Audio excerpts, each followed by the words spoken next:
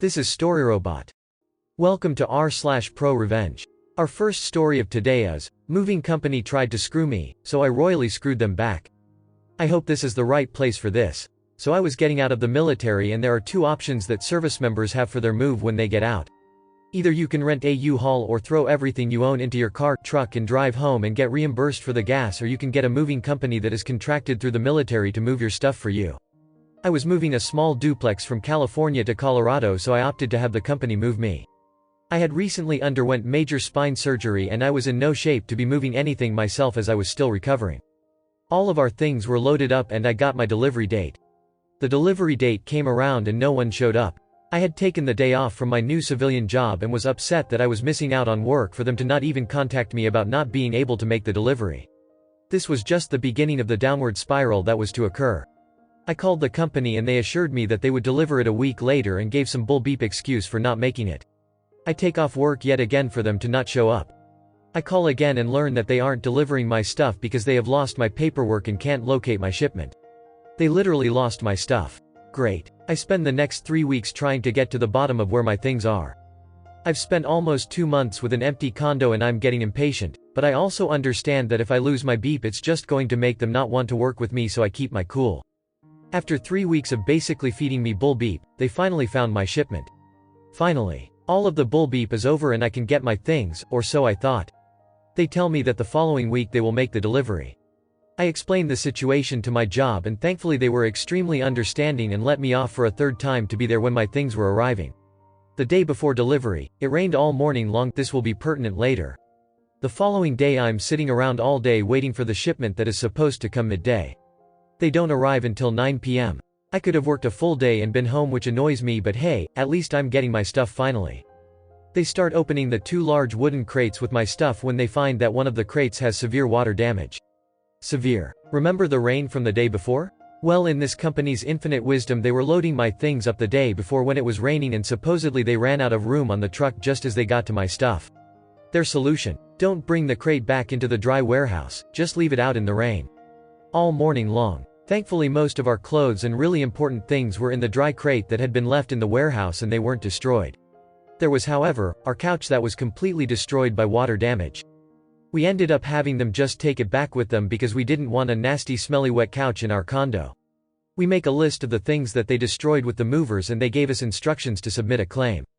Now a little bit of backstory on the couch. We bought it used off Craigslist for $150 and originally we were trying to sell it before the move and weren't able to, so we just kept it.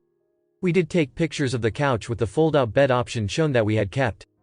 They had to pay for the full value of the couch and we eventually found that brand new this couch was $2,300 from Crate & Barrel. We were ecstatic because we felt like it was karma for the moving company screwing us over all this time. But it gets even better. The moving company gets our claims and insists that we picked the wrong model because our couch doesn't have a pull-out bed. At this point they are just trying to avoid paying for the full price and try to get us to take less money.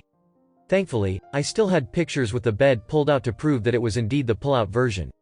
Finally, they just accepted that I was right and we agreed on a settlement.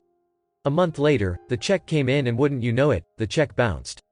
Not only was it frustrating, sending a bounced check of over $2,000 or something like that was technically a crime that I could have pressed charges for.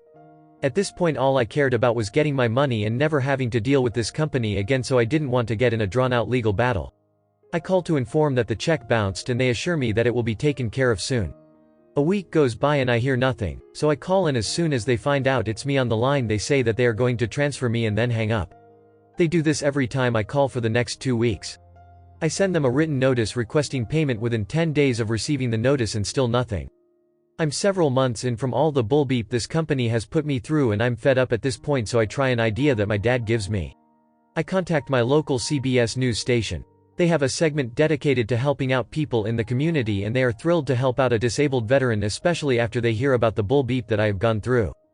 The reporter comes to my house and does a 5-minute interview that is aired that Monday night. I cite the fact that these companies are paid for by the government using taxpayers' money and they are screwing over our service members, and that's about it. Nothing really exciting or anything, but it worked wonders.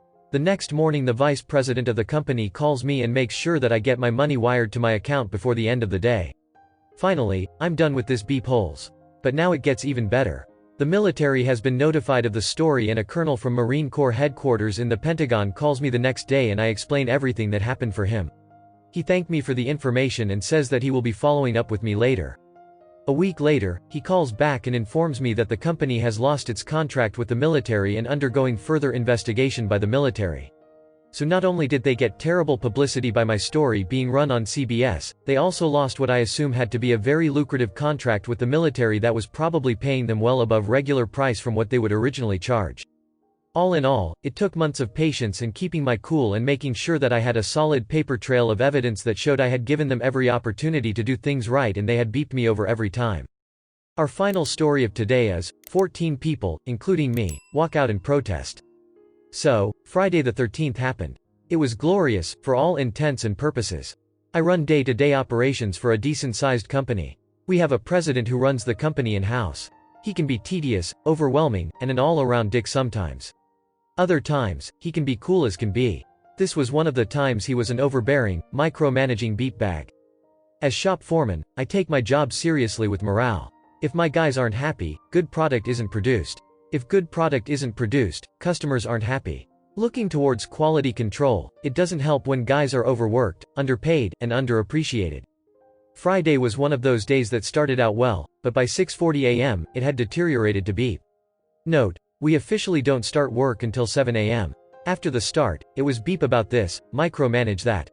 Several people being cussed at and belittled, everyone had had enough. Once in our programming office, the idea was floated by someone that we should walk out. He can't fire us all.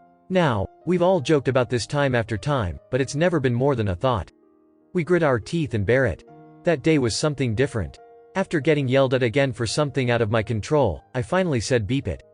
When someone asked if I was in and serious, I said yes. Then, it snowballed from there. A total of 20 were supposed to walk out, but due to cold feet, and a few taking a beep, only 14 made it. At 10 a.m., we made our move.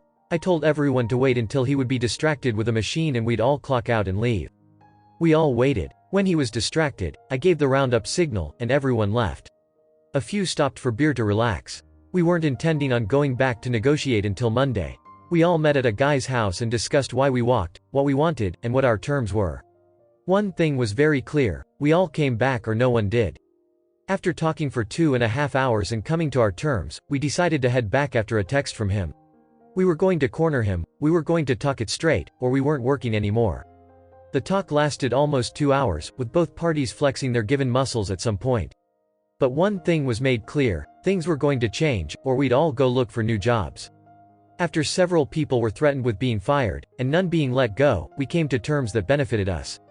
For once, our workplace had so much morale. People were excited to work again. We went back to work with a purpose, agenda, and pride.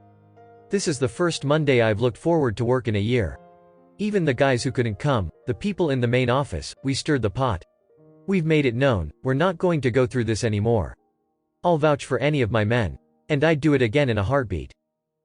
Thank you for watching. Error.